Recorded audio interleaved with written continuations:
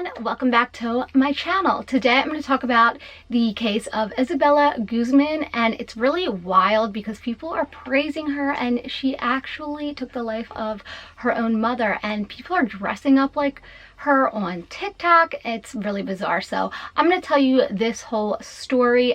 I'm also going to give you an update as to where she's at now at the end of the video as well. So if you guys like these type of videos, don't forget to subscribe, like, and let's get to it. So Isabella Guzman, she is from Aurora, Colorado, and she grew up with her parents.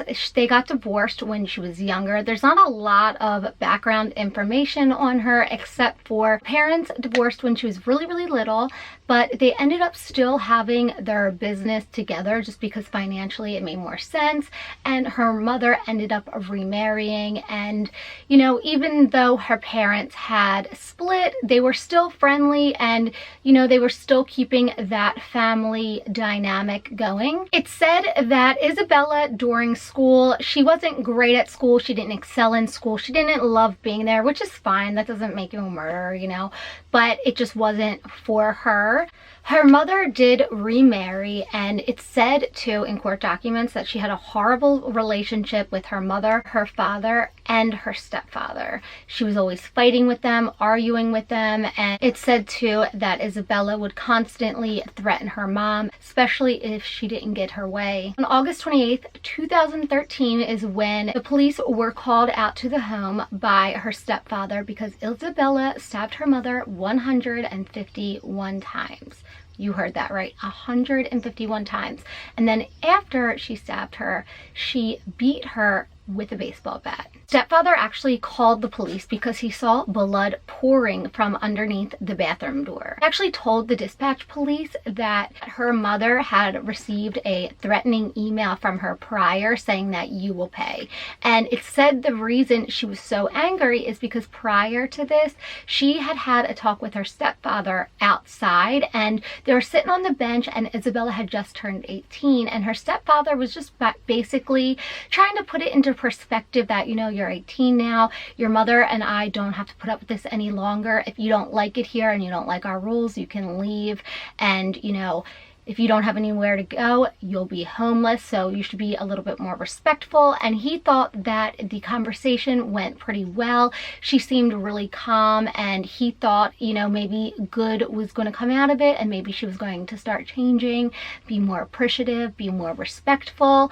And not too long after this conversation is when she took her mother's life. He said too that when he stormed into the bathroom to see what was going on, because obviously he had saw the blood under the door, that Isabella was just standing there with the knife and the bat on the floor, and then just walked past him as nothing had even happened, with no emotion at all whatsoever. Her mother was lying naked on the floor with the bat and the knife next to her. She had 31 stab wounds just on her face and 48 wounds just on her neck. What's super creepy too is during the court hearings, Isabella is caught looking at the camera and smiling and making like really weird faces. I'm going to insert a video. So after all of this had taken place, they took her and wanted to evaluate her, you know, her mental stability. It actually came up that she was diagnosed with schizophrenia. During her diagnosis, she said that she heard voices, and that these voices told her she had to get rid of her mother to save the whole world and things like that. I'm not sure. I'm not a professional, of course, but I do kind of believe it, because who can do that and stab somebody that gave them life and birth and took care of you your whole life 151 times, and then walk past somebody else like it didn't even happen, you know, like nothing even went on?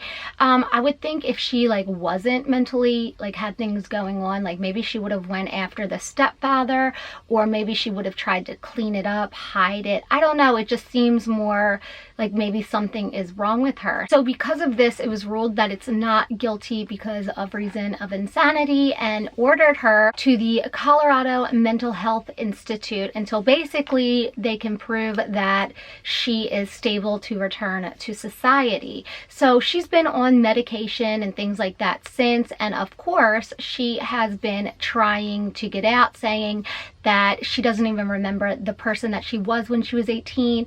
Her statement reads that I was not myself when I did that, and I have since been restored to full health. I was abused at my home by my family for many years. My parents are Jehovah's Witnesses, and I left the religion when I was 14, and the abuse at home worsened after I quit.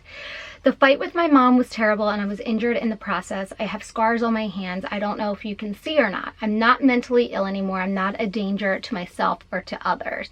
Getting into the whole TikTok thing and why it's resurfaced. This is how crazy people are, and it makes me scared for humanity, to be honest with you. People have been dressing up like her on TikTok and imitating her and mimicking her unusual behavior that she's captured doing in the courtroom, like that I showed you in the video, and they're playing clips of the song Sweet But Psycho in the background. So they are like honoring this person who took a life, like a cold-blooded murderer. They're honoring her, saying that she's too cute to have done this and she's still a hottie and, you know, things like that. What? Makes me think of like Charles Manson, kind of. Why do some people think it's acceptable to praise people who have done these horrible, horrible crimes? Like, it just very much confuses me. So let me know what you guys think. I love you guys so much. Thank you for watching my video, and I'll see you soon. Bye.